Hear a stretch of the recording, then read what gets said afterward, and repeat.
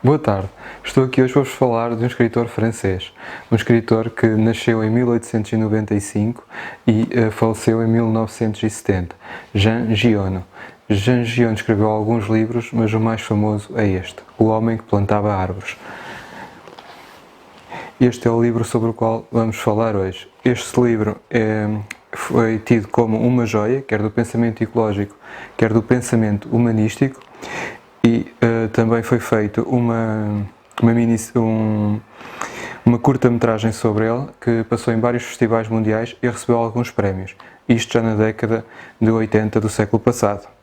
Venham connosco falar sobre o Homem que Plantava Árvores.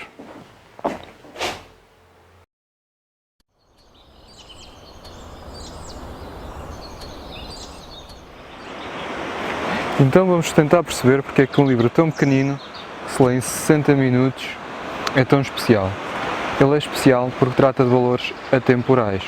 Podemos ver logo aqui no princípio, ao falar do caráter humano, ele diz: se esse desempenho é desprovido de egoísmo, se o seu propósito é de uma generosidade inigualável, se há a certeza absoluta de que não existe uma ideia de recompensa e que esse propósito, além do mais, deixou a sua marca visível na Terra, então não haverá engano. É um espírito excepcional. E isto porquê? Porque como é que nós poderíamos fazer?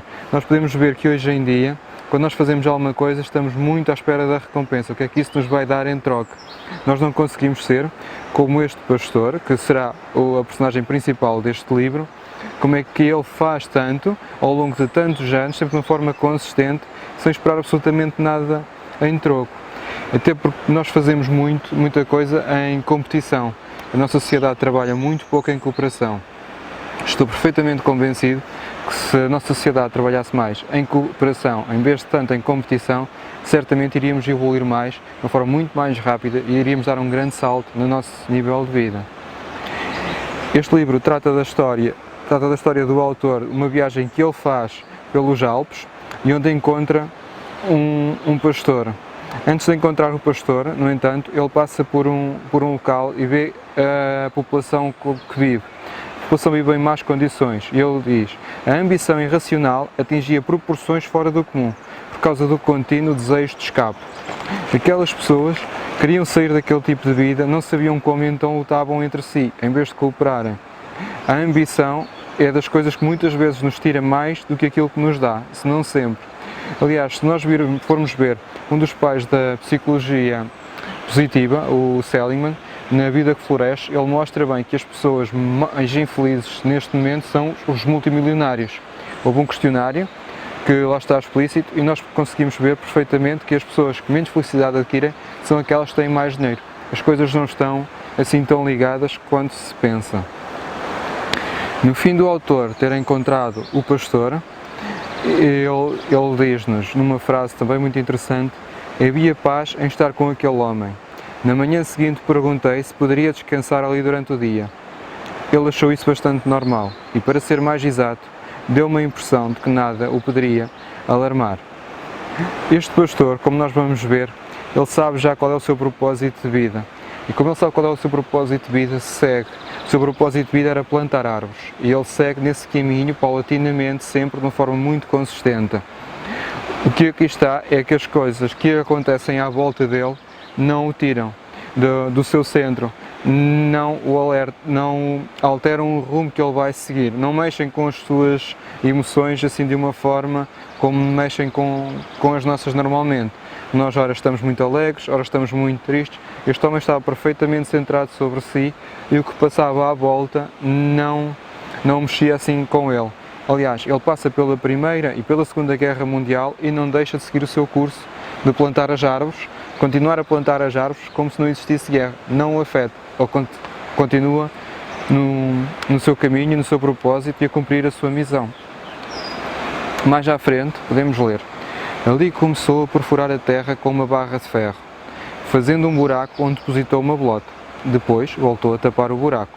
Estava a plantar carvalhos. Perguntei-lhe se a terra lhe pertencia. Disse que não. Mas sabia ele de quem era a terra então? Também não.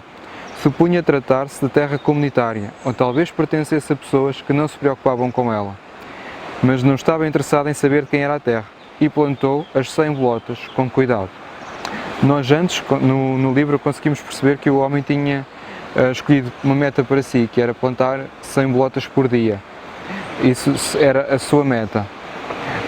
Aqui conseguimos perceber que ele as planta independentemente do terreno. O que aconteceu foi que ele viu que aquela terra estava estéril, estava-se a transformar num deserto, e o que ele percebeu foi que plantando árvores conseguiria transformar aquele deserto num paraíso. Aqui também somos alertados, já na parte mais de ecologia, na questão da tecnologia. A tecnologia que ele usa é muito pequena, é muito rudimentar, digamos assim. Um dos pais dos fundadores do pensamento moderno ecologista, o E.F. Schumacher, no seu Small is Beautiful, alerta para que a tecnologia hoje em dia não está a servir a população, não é uma tecnologia intermédia que sirva a toda a gente. Está tudo para tecnologias muito de ponta, muito sofisticadas, muito complexificadas, às quais o cidadão comum não tem acesso. E ele, com uma simples barra de ferro, era a tecnologia toda que ele necessitava. Mais à frente, o autor diz: perder o seu único filho, depois da mulher, assim retirara-se para aquela solidão, na qual o seu prazer era viver sem pressa, com as ovelhas e o cão. Era a sua opinião de que a terra estava a morrer por falta de árvores, e acrescentou que, não tendo nenhum problema urgente para resolver, decidira solucionar aquele estado de coisas. Ou seja, ele ficou sozinho, houve uma perda total da sua vida, houve uma perda de tudo porque ele vivia, e ele, nessa altura, ele conseguiu se recentrar, conseguiu perceber que o seu interesse seria trabalhar por algo maior. Neste caso, no caso dele, seria trabalhar pela Mãe Terra. Estava de uma forma desinteressada, mas tinha definido o seu propósito de vida. Tinha tido aquela intuição, o seu propósito de vida era aquele, tinha recentrado tudo. Naquele momento, normalmente, só estava com o cão e as ovelhas. Entretanto, dá-se a Primeira Guerra Mundial, e no final da Primeira Guerra Mundial, o autor do livro volta a ir fazer o mesmo percurso e vai descobrir novamente o pastor e diz-nos: mudara de ofício, dispunha apenas de 4 ovelhas, porém tinha 100 colmeias. O que é que aconteceu aqui? Aqui aconteceu, o seu propósito de vida era plantar árvores e ter árvores. O que o pastor descobriu foi que as ovelhas lhe iam comendo as árvores enquanto elas eram muito jovens. Portanto, o que ele fez foi adaptar o seu sustento, a sua forma de vida material, mas manter o mesmo propósito de vida, o plantar árvores e o florestar aquele sítio que estava um deserto. Depois ele diz mais à frente: passamos um dia inteiro a caminhar em silêncio, através da sua floresta, dividida em 3 partes. Tinha 11 km de comprimento e 3 no ponto mais largo. Quando pensamos que tudo aquilo cresceu graças às mãos e à alma de um homem sem recursos técnicos, percebemos que os humanos podem ser tão eficazes como Deus em outras áreas que não a destruição.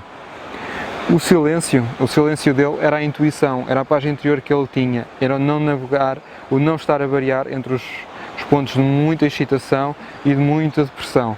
Não, ele estava apenas a fazer aquilo e estava centrado naquilo e nada o movia dali. Por outro lado, ele, como tinha aquela intuição e aquele propósito de vida, ele continuava quase sem recursos a fazer aquilo. Mas como o trabalho era muito contínuo, muito dedicado, muito certo, se nós fizermos aquilo durante pouco tempo não notamos, mas ao longo de muito tempo vai nascer uma obra. Vai nascer uma obra que se pode dizer que é uma obra de Deus. E aí os seres humanos também são capazes de fazer coisas, se cooperarem, se formos fazer coisas mais parecidas com o que Deus fazia e não com a destruição, que é o que atualmente muito fazemos.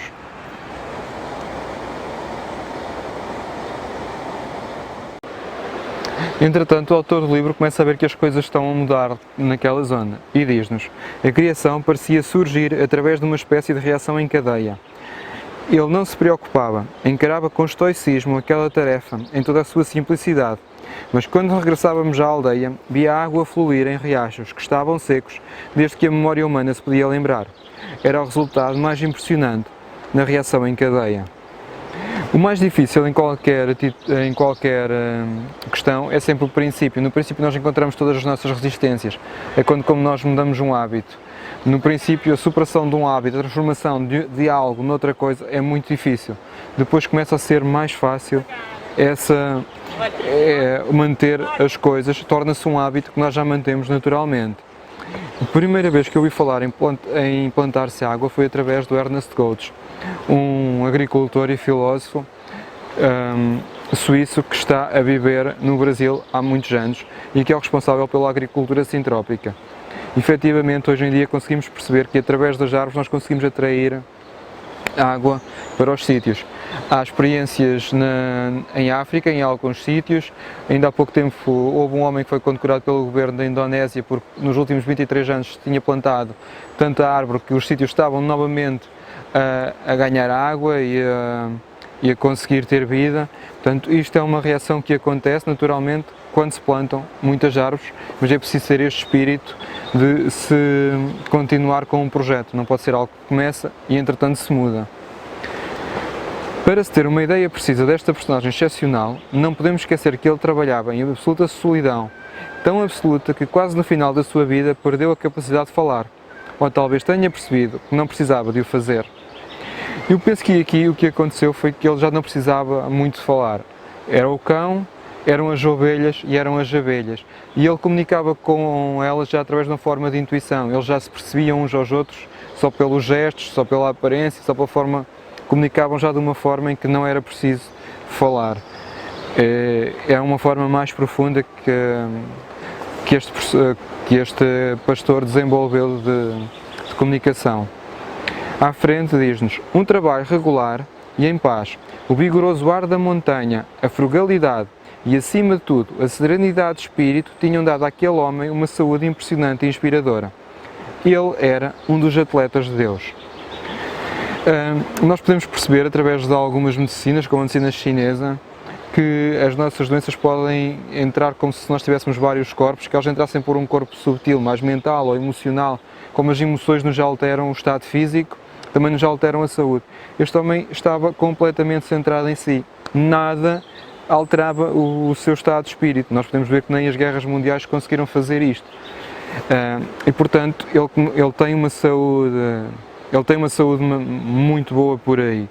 Por outro lado, ele trabalhava de uma forma muito regular e num ambiente muito bom, e o ar da montanha, assim como a frugalidade, não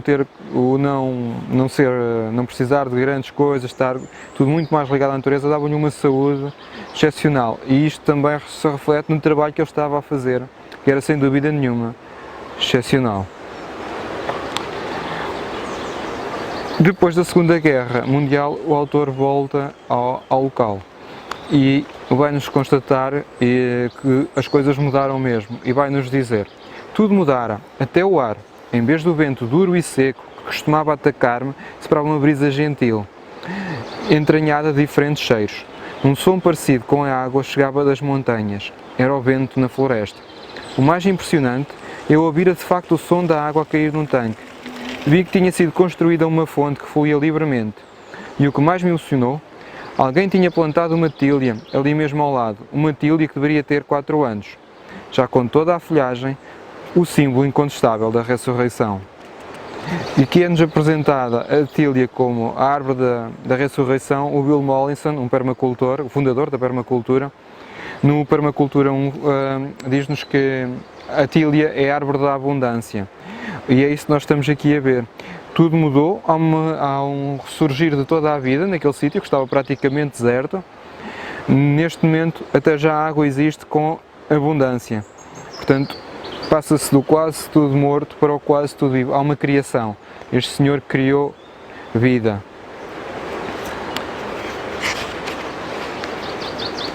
Depois nós conseguimos ver que aqui pelo autor diz-nos: ao longo da estrada encontro homens e mulheres amáveis, e rapazes e raparigas que percebem um riso e que gostam de piqueniques. Contando com a antiga população, agora é reconhecível, porque vive confortavelmente, mais de 10.000 pessoas devem a felicidade a este pastor.